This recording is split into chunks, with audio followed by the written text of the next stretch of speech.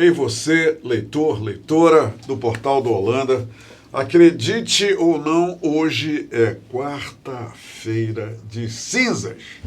Acabou mesmo essa história de carnaval, né, de alegria aí popular, acabou.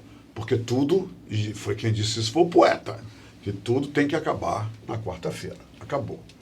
E hoje a gente retoma, né, a rotina, retoma as nossas atividades, e eu, de forma muito entusiasmada, porque recebo aqui pela primeira vez, é a primeira vez que eu vou entrevistá-lo em todos esses tempos, eu vou entrevistar o Dr. Rafael Barbosa, que é o defensor público do Amazonas. Vejam bem, mas escutem só o preparo dele para ocupar o cargo que ocupou até hoje, né? E é importante porque ele vem abordar assuntos que são afeitos, são direcionados, são focados principalmente na população carente aqui do nosso estado.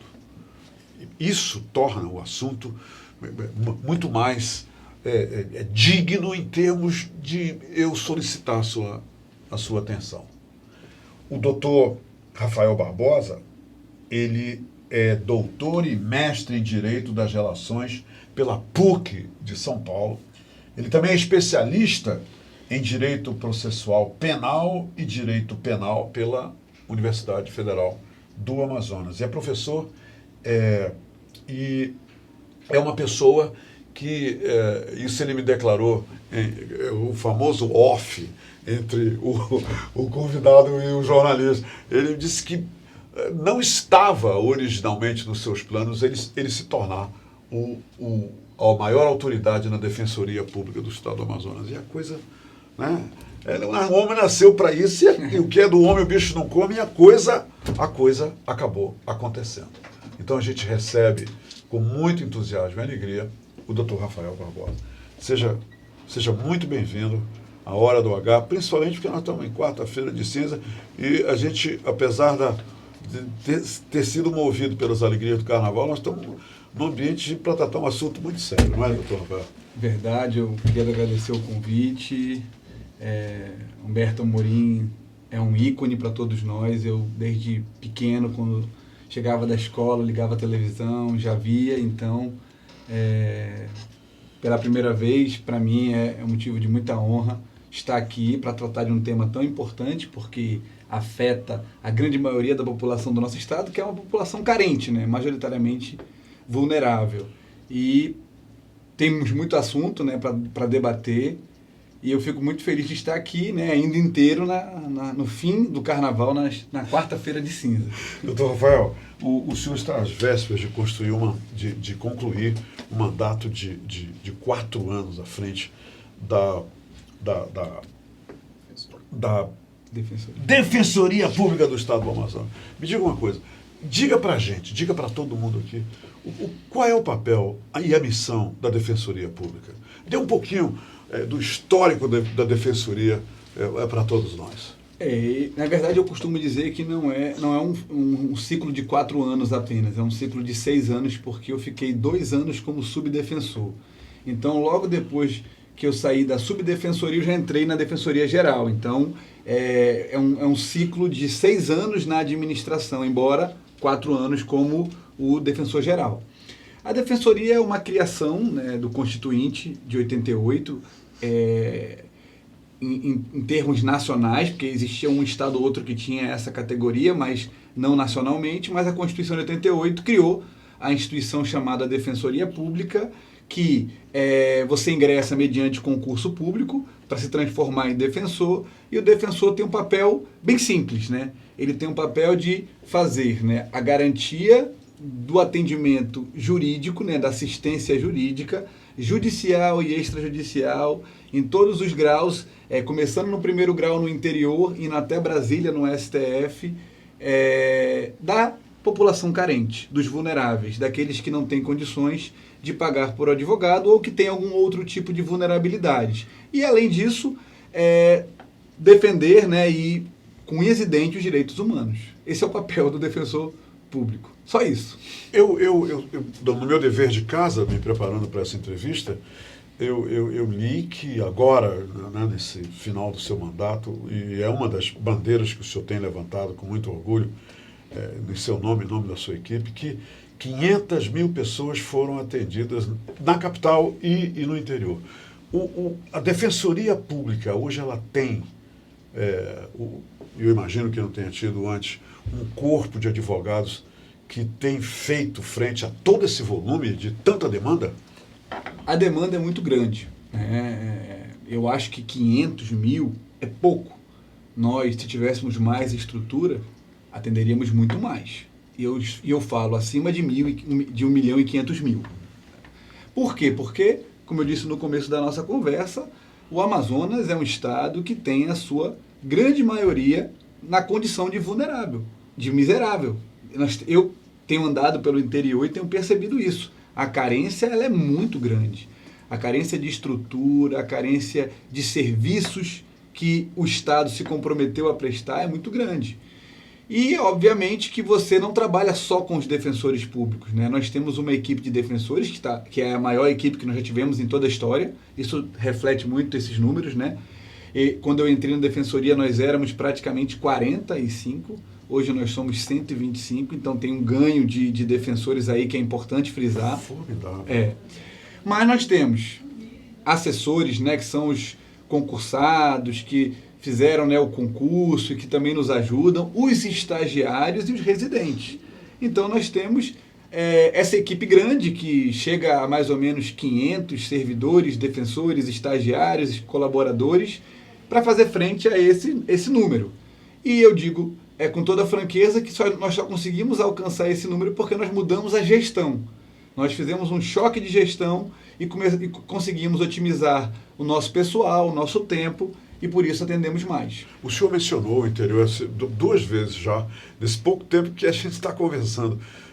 Nós temos no Amazonas 62 municípios. E se retirarmos Manaus, nós estamos falando no interior com 61 municípios. A Defensoria Pública está presente já em quantos municípios do Amazonas? E como era o quadro antes? O interior ele sempre foi muito esquecido, não só pela Defensoria, pelo Estado, né? O Estado deixou o interior muito de lado. Nós somos conhecidos como um Estado que só tem uma capital, né? Capital praticamente que agrega a população, os serviços, o dinheiro, e o interior fica um pouco de fora, né? Desguarnecido.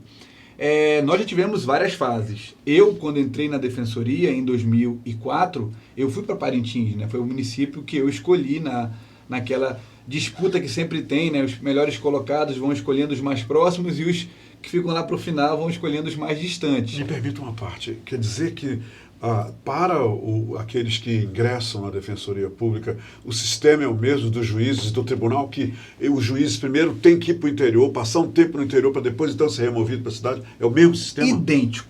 Não há diferença nenhuma, olhando para as carreiras, entre Defensoria, Ministério Público e Judiciário. A ideia do Constituinte foi criar um tripé. Um órgão para julgar, que é o Judiciário, um órgão para acusar, né? Não só tem essa função, mas prioritariamente essa função de ser, né, aquele que propõe as demandas criminais, né, que recebe os inquéritos que vêm da polícia e propõe as denúncias contra os acusados, né, dos crimes, e aquele órgão que tem a missão de, quando ausente o advogado, pago pelo seu cliente, a Defensoria entra porque a Constituição garante o direito à defesa para todo mundo, independente da sua condição econômica. Isso talvez uma radiografia bem crua do que é o papel da justiça e como é que ela se posiciona hoje no Estado. E é óbvio que no interior também tem essa necessidade. Por isso que quem entra na Defensoria, o defensor que entra na Defensoria, ele sabe que ele vai ter que passar um percurso no interior. Esse percurso é determinado previamente, tipo assim, vai ficar 2, 3 anos, porque com juízes não é assim, não é? Às vezes é por mérito e por uma vaga que surja na cidade que eles vêm para cá. Na Defensoria é a mesma coisa? Humberto, talvez esse seja o tema que eu tentei mais explicar durante os 4 anos e não consigo. Aqui o senhor vai conseguir. As pessoas não entendem. Então bora lá. Aqui nós vamos conseguir explicar isso. Por que o juiz e o promotor ficam 15 anos no interior? Ok. Por quê? Porque a capital está ocupada. Todos os cargos da capital estão ocupados. Porque é uma carreira já consolidada. As 2 carreiras são carreiras consolidadas. Então, quando entra um promotor hoje, ele sabe que ele só vem para a capital quando alguém ou falecer ou sair da carreira. Ou porque passou por no outro aposentadoria, ou porque aposentou, ou porque passou num outro concurso e pediu para sair. Agora, quem é que sai do cargo de juiz? Quem é que sai do cargo de promotor? São as carreiras de ápice, né, da estrutura do judiciário. Então, o salário é muito bom, a remuneração é muito boa, a estrutura é muito boa, então praticamente engessa a carreira. Você vai ficar 15 anos no interior, 12 anos no interior. Aí vem a pergunta, por que a defensoria fica tão pouco tempo? Porque nós estamos estruturando a carreira agora. Eu tinha 20 defensores na capital, depois eu passei a ter 45, agora eu tenho 100. E ainda faltam 50 vagas na capital. Então, se eu fosse aplicar o que manda a lei, não tinha nenhum defensor no interior. Porque a capital tem vaga. É uma tendência natural a promoção. Então, qual é o prazo que o defensor hoje fica no interior? No máximo 3 anos. Por quê? Porque é o tempo que ele passa na estabilidade e já gera o direito dele ser promovido.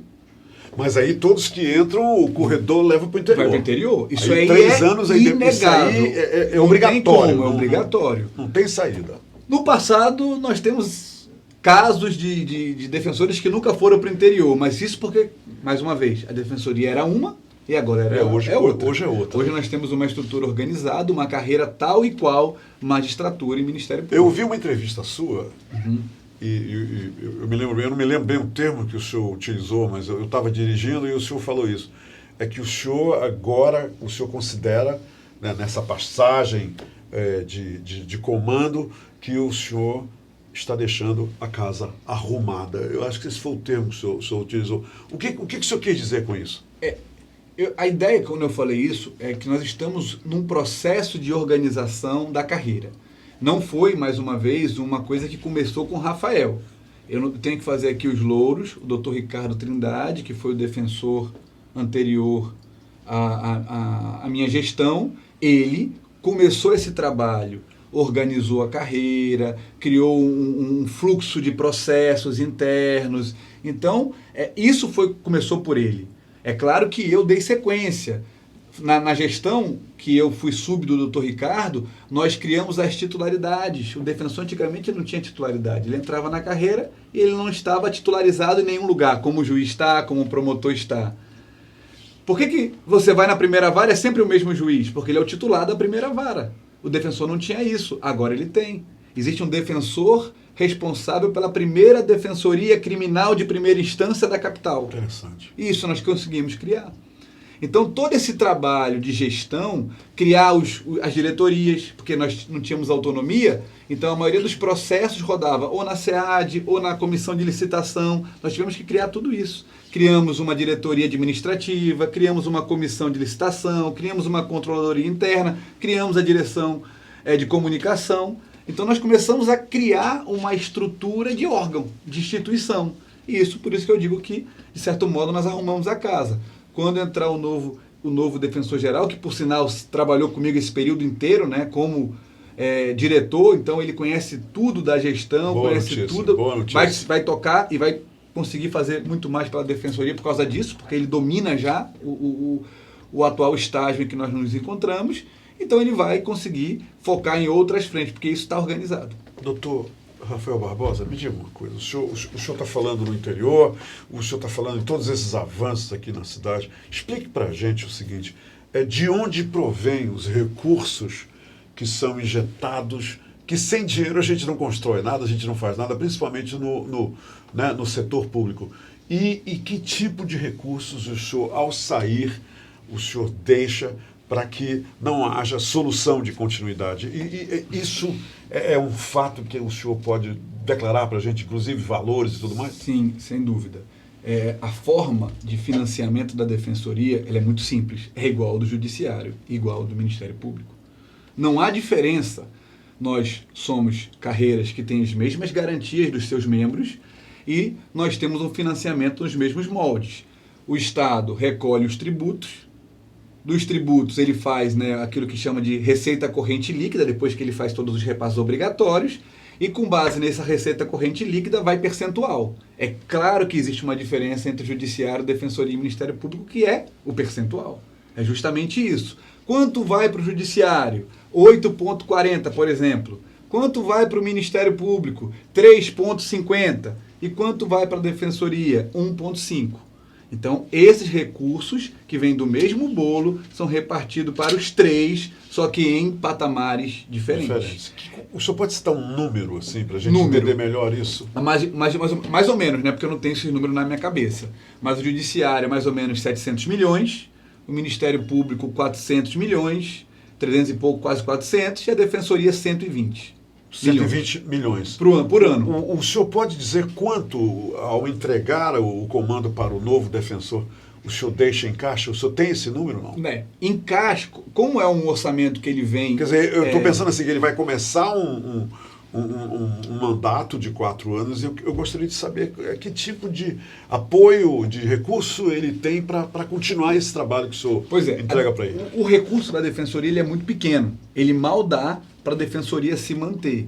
Então, assim, todo o recurso do ano passado, que eu operei com um percentual de 1,4, eu executei. Ok. Não sobrou nada. Tudo foi aplicado. Foi aplicado, foi investido em remuneração para os membros, para os servidores, para os estagiários e melhorias para a instituição.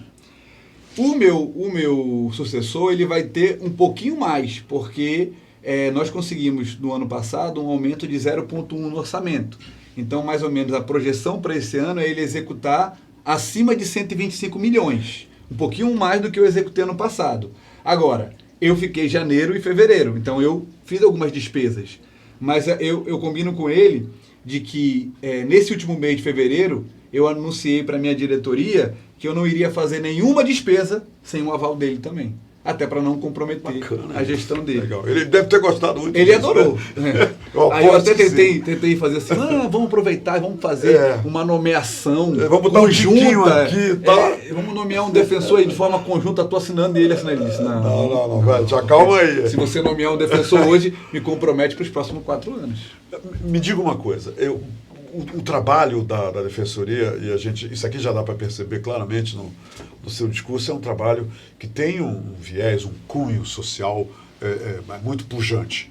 Me diga uma coisa, todos os presos, todos os encarcerados de Manaus, né, ou do estado do Amazonas, ele tem o envolvimento da defesa, da Defensoria Pública? É na Defensoria Pública que reside a defesa dos encarcerados. Que eu estou imaginando aqui que essa maioria, né, de encarcerados não deve ter recurso para pagar um advogado.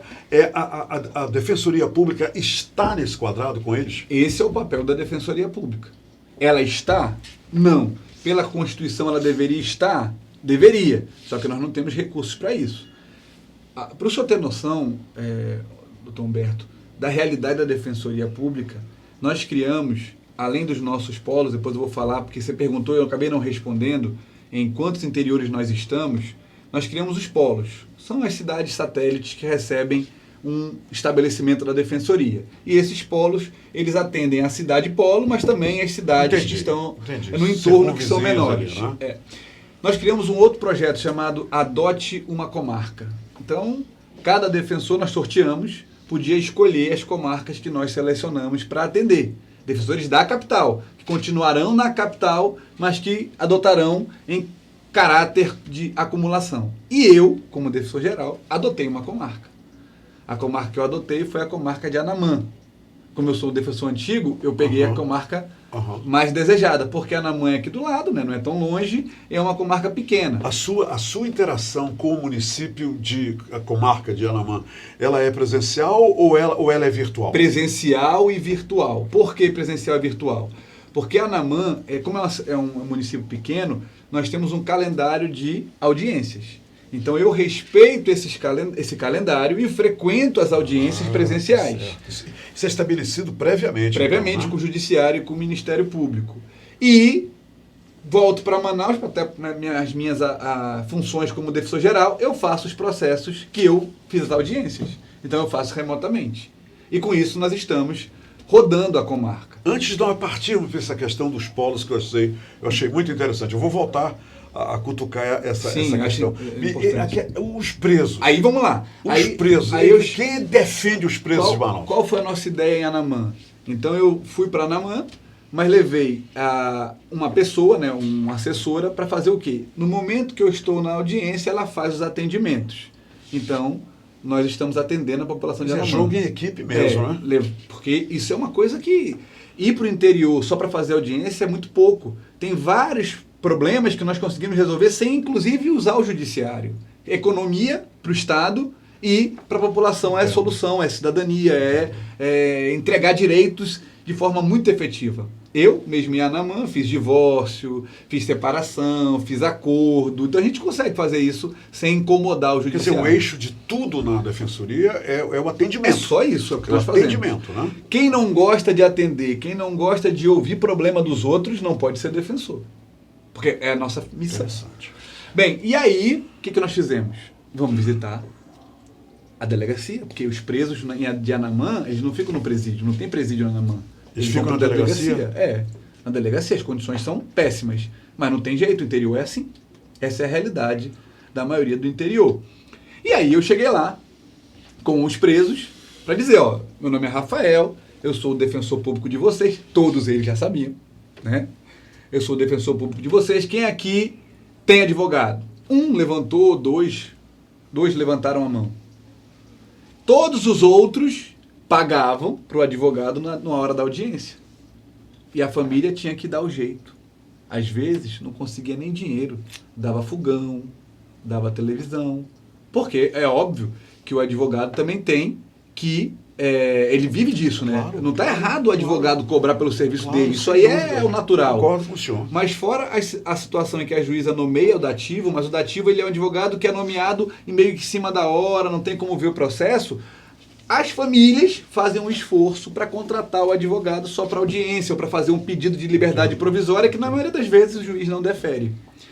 Então eu disse para eles, ó, quem quiser continuar com o seu advogado eu até aconselho, porque é uma pessoa que vai olhar o teu processo com foco, está recebendo por isso, vai conseguir fazer um bom trabalho. Mas quem não tem condições não paga mais porque a defensoria vai fazer a defesa. E eu estou voltando agora para Anamã, com todos os presos peticionados dentro dos processos. Todos eles nós peticionamos, pedindo liberdade, pedindo alguma coisa, progressão. E esse quadro a gente pode projetar para todas as outras comarcas, como o senhor diz, as outras cidades que são beneficiadas por a DOT comarca ou pelo polo. Isso acontece em todas. Todas elas. Todas elas. Não são todas do município. Entendo. Infelizmente, nós não estamos em todos. E os presos, os encarcerados carentes da cidade de Manaus? Qual é o processo? Em Manaus, nós estamos mais presentes. Isso aí é até pela nossa estrutura na capital, como eu falei no começo da entrevista. A defensoria na capital está muito bem estruturada. Pode melhorar? Pode, mas já está num patamar legal. Então, no Amazonas, nós criamos um grupo com apoio do governo, isso é importante até frisar, que é o NAP, Núcleo de Atendimento Prisional. Então nós temos um grupo de defensores... Isso é um grupo ativo, né? Ativo. Tá aí. Um grupo de defensores que tem um compromisso de pelo menos visitar pessoalmente 2 vezes por ano todos os presos da capital. E aí é claro que a visita, a conversa, ela pode acontecer mais vezes, se tiver uma necessidade. Mas os processos estão atualizados e esse acompanhamento ele é em tempo real. Nós temos uma equipe hoje que, inclusive, numa matéria recentemente divulgada, ampliou o nosso atendimento nos presídios, nos estabelecimentos prisionais, num percentual realmente que eu, quando li a matéria, eu falei, caramba, puxa, que bom, que legal. Olha lá, olha só. 17,8 mil processos foram atendidos. Então, isso mostra que nós conseguimos. E por que nós não fazíamos isso antes? Isso aí é realizado, esses números são realizados. Né? Por que nós não fazíamos isso antes? Porque antes tinha um contrato do Estado com a Humanizare e a Humanizare se comprometia a dar essa assessoria jurídica para os presos. Só que, em razão das rebeliões nos presídios e a pressão foi muito grande que o Estado entendeu, o governador Wilson Lima entendeu que seria importante colocar a defensoria nesse Quer dizer, lugar. essas mudanças todas que o senhor acaba de mencionar aconteceram recentemente já no governo do Wilson Lima. Sim, o NAP ele foi criado em 2019. Que bacana. Me diga uma coisa, eu tava vendo televisão e de repente eu vejo o nome da Defensoria Pública do Amazonas ser mencionado envolvendo casamento coletivo de indígenas e infelizmente eu parei, eu tive que sair antes da reportagem acabar. Me diga uma coisa, qual foi o papel da Defensoria nesse casamento coletivo que teve inclusive cobertura nacional? Nos conte um pouco dessa história. A Defensoria ela tem, como eu disse no começo, a obrigação de fazer a defesa nos processos criminais.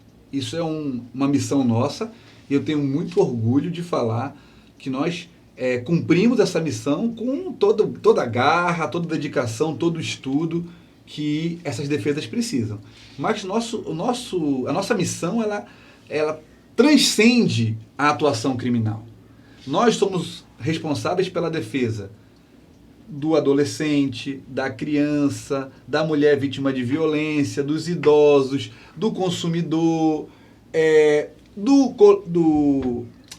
da saúde, aquelas pessoas que estão com dificuldade de acessar a saúde, da questão fundiária, que nós sabemos que é um problema que graça ao estado do Amazonas, né, porque é um estado gigantesco, mas tem problema de moradia, de sobreposição de registro e tudo mais.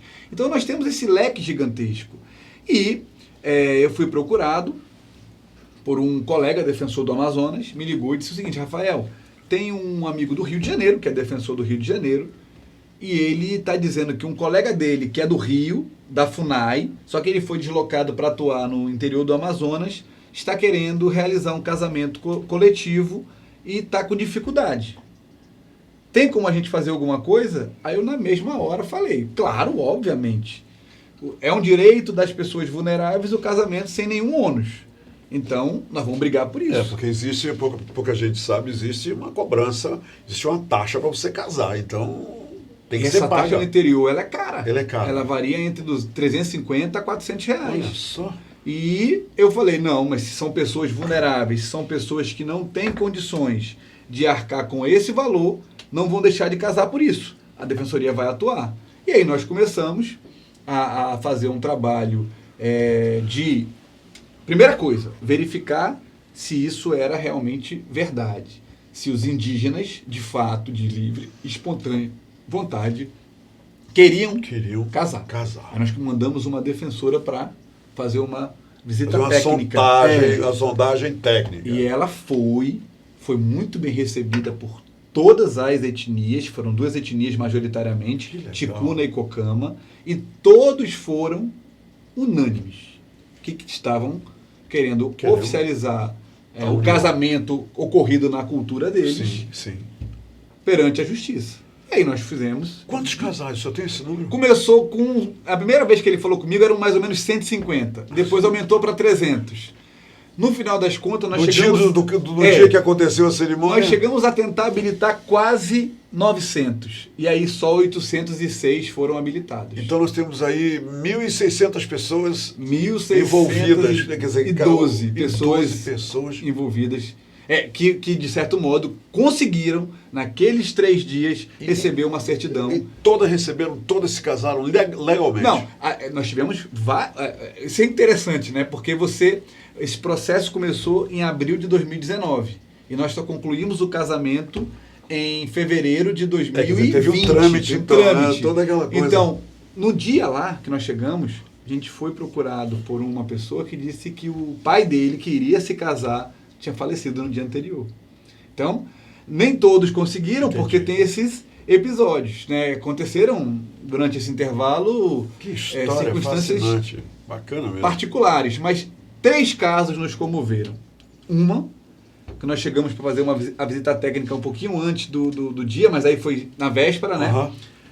Fomos procurados por um indígena chamado Armando, e seu Armando disse que estava muito triste, porque não ia conseguir se casar, porque a companheira dele estava com a perna amputada, tinha acabado de amputar a perna e ela não conseguiria se deslocar para a comunidade, porque eram 35 comunidades casando, só que nós só fizemos 3 cerimônias. Então, nós centralizamos as cerimônias para as demais comunidades, né, que não fossem... Até pelo número de pessoas. Pelo número, dava para fazer uma cerimônia em cada. Claro. E ele falou que estava triste porque não ia conseguir ir, e o casamento ele tem uma solenidade, você tem que dizer o sim perante o juiz. Não adianta só o papel. Aí a gente falou assim, negócio de defensor é... Isso aí faz parte mesmo, né? Esse sim. Faz parte da né? cerimônia. Se não tiver esse sim, não tem como Tá casar. certo. Aí defensor público é um bicho chato, né? Não, você vai casar. Mas como que a gente vai vir aqui? Vamos vir aqui na sua casa depois de acabar a cerimônia. Perguntando para a juíza se a juíza aceitava. E a juíza espetacular, doutora Luziana, juíza de Benjamin Constant. Não teve problema, botou o salto alto na lama, pegou chuva e fomos na casa deles e casamos. Estava tudo enfeitado, bolo. Que legal. Foi uma... Que legal. A gente percebeu ali que aquilo não era simplesmente um papel. Se pra gente pode ser, para eles não era. Rafael, parabéns. Foi muito legal trabalho, isso. Toda a sua equipe, isso é realmente gratificante. Isso foi muito legal e o André estava lá, sabe que a emoção foi muito presente, porque nós vimos ali que pessoas realmente que se amam há 100 anos juntos. Né? Tinha um casal lá, um centenário, porque de acordo com a cultura deles, eles são prometidos muito cedo. E eles já estavam desde... um arranjo aí, desde cedo. Desde 6 anos, 7 anos já tem a promessa. Sim. Bacana isso. Eu não sei se a caminho daqui, o senhor deve ter visto, é que eu vejo todos os dias isso. Eu vejo mães com os filhos na frente da UFAM, ali perto da Feira do Coroado, em outros lugares espalhados por Manaus. Essa questão dos venezuelanos, eu queria que o senhor analisasse o que está acontecendo sob o ponto de vista da Defensoria Pública. A Defensoria conseguiu ou tem algum projeto de envolvimento para resolver ou para ajudar a resolver a questão dessas... Ou eu vi hoje uma criança que essa criança não deve ter 3 meses, defensor. Ela bem pequenininha, aqui na frente da UFAM, e eu vejo isso todo santo dia. O senhor poderia fazer uma análise dessa situação, envolvendo, logicamente, sob o ponto de vista da Defensoria? Em primeiro lugar, a gente tem que desmistificar a ideia de que eles estão ali porque querem. Né? Isso aí tem que ser desmistificado. Sim. De achar que aquelas mães com as crianças no colo, elas pretendem fazer algum tipo de pressão visual para a gente poder contribuir. Eu acredito que não é assim. Okay. Eu acredito que a situação que hoje os venezuelanos vivem aqui no nosso estado, que majoritariamente são venezuelanos que estão nesses sinais e tudo mais, fazendo esse trabalho de mendicância. E carentes, né? Vamos deixar claro aqui, são venezuelanos, cidadãos venezuelanos carentes. Então eu acredito que foi uma forma que eles encontraram de subsistir. Sim. Ali, querendo ou não, se você reparar, tem gente que contribui. Tem gente que deixa lá um trocado, um dinheirinho. Sim, eu vejo isso também. Isso, para mim, é uma forma de sobrevivência. Agora, por que isso acontece no nosso estado? Eu vejo que, é claro que essa vinda de venezuelanos para cá não é um problema do Brasil. E foi inesperada também. Inesperada e a quantidade, né? Sim, quantidade muito grande. Mas eu acredito que, já li muito sobre isso, né? Fui atrás de ler. Não podemos estigmatizar os venezuelanos como se eles viessem para cá porque lá está uma porcaria e eles agora querem morar no Brasil. Sim. Porque eu tenho certeza. Você está querendo dizer que não houve uma opção para eles virem para cá. Se você perguntar para ele, se você ganhar aqui, vamos supor que ele entre no Big Brother e ganhe R$1 milhão, para onde é que ele vai? Vai voltar para Venezuela. Volta para casa. Vai voltar para casa. Sim. Então, eles estão aqui por uma necessidade. Porque se aqui está ruim, lá está pior. Segundo, essa ideia de que o venezuelano vem para roubar, para traficar, para estuprar e para matar. Quer dizer que tem essa ideia por aí Tem também? gente que acha que o problema da criminalidade no Amazonas é fruto da vinda dos venezuelanos para cá, o que só incrementou a criminalidade. E existem estudos que baseiam esse tipo de argumento que demonstram que o índice de criminalidade não aumenta com a vinda desses migrantes para cá. Então é outra falsa ideia. E eles podem ser colocados no mercado. Existe como fazer isso basta que os poderes constituídos, e a Defensoria é um deles, tenham políticas públicas, programas, projetos, ideias. Eu acho que a gente pode. Eu já tive várias na Defensoria, realmente barrei pela falta de estrutura. Mas por que não pegar um venezuelano desse para dar um curso de espanhol? Eu tenho visto vários deles trabalhando. Trabalhando em vários lugares. Eu fui no, até como garçons, eu já como vi. Garçons, eu vi. Ontem eu fui atendido por um venezuelano. Então, é possível você conseguir receber essa população, conseguir dar uma destinação econômica para eles, e eles vão produzir, vão ter uma estrutura melhor e vão retornar para os seus estados. Vários países foram construídos, erguidos com imigrantes. Claro. Nós não temos que fazer esse tipo de... Inclusive o Brasil. Inclusive nós. Né? Inclusive nós. Me diga uma coisa. Além disso, é importante que ele falou, nós temos uma participação junto do PETRIG, que é um posto de triagem e para cadastro e para interiorização desses venezuelanos. A Defensoria está atuando. E a Defensoria está lá dentro do PETRIG. Bacana. Nós temos um defensor lá, que é o defensor de direitos humanos, que faz isso. Então, de fato, isso é o que nós já fazemos hoje, embora eu acho que é pouco. Dá para fazer mais. Me diga uma coisa, eu vi aí uma reunião envolvendo a Defensoria com os motoristas de Uber. E eu sou um usuário de Uber, quer dizer, existe até um interesse pessoal nisso. E principalmente focada essa reunião na segurança dos usuários e dos motoristas. O senhor pode nos dizer qual foi a motivação dessa reunião e também alguns resultados dessa reunião? Nós fomos procurados, aí é importante dizer, pelos usuários, mas também uma atuação conjunta com a Sejusc, tanto reclamações por parte dos condutores, mas também dos usuários. Né? O problema de segurança estava realmente bem forte. E a ideia nossa foi ouvir todos os reclamos, então fizemos uma audiência pública que praticamente tomou... Foi uma audiência pública. Foi uma audiência pública, que praticamente tomou quase todos 2 salões ou 3 salões do Vasco Vasques. Interessante. A ideia da Defensoria nessa audiência pública é ouvir. E nós tivemos o que nessa audiência pública? Os usuários e os motoristas. Mas majoritariamente os motoristas. Mas também alguns usuários. Claro. Até porque o usuário, ele usa hoje, mas amanhã não é. Tem poucos usuários que têm esse engajamento, que usam todo dia e que estavam lá. Mas assim, tem gente que tem o seu carro e usa de vez em quando sai fim de semana. Claro. Mas os usuários estavam em peso lá. E a ideia da audiência pública é ouvir, anotar tudo que eles tinham para dizer. Então nós deixamos um tempo mínimo, né, para a pessoa pegar o microfone e falar. Então a gente foi anotando. E aí depois dessa audiência pública nós tivemos na semana passada, antes do Carnaval, uma primeira reunião, agora mais fechada, de planejamento, para ver quais serão os próximos passos, como é que a gente vai contactar a Secretaria de Segurança Pública, a Prefeitura, o próprio Estado, juntamente com a Sejusc. Então, é um processo que ainda vai tramitar em 2020, mas eu tenho certeza que a gente vai conseguir, de certo modo, garantir, né, uma segurança maior para os usuários, para os motoristas, e também a melhoria no serviço, porque é uma reclamação também muito grande de... condutor que cancela a corrida porque a pessoa vai pagar em cartão. Então, existe um aprimoramento que eu acho que é fruto do envolvimento da cidadania, que tem como melhorar o serviço de transporte por aplicativo aqui no nosso estado. Doutor Rafael Barbosa, eu quero lhe agradecer pela entrevista, quero lhe dar parabéns e toda a sua equipe, agradecer ao André que não mediu o esforço para que a gente desenhasse e concretizasse essa entrevista hoje. E quero lhe pedir, colocar à sua disposição esses minutos que nos restam para que o senhor diga para toda a população de Manaus o que o senhor espera em termos da continuidade de tudo aquilo que foi plantado, inclusive colheitas que estão acontecendo agora, e o que a gente pode esperar. Eu falo agora por toda a população carente de Manaus.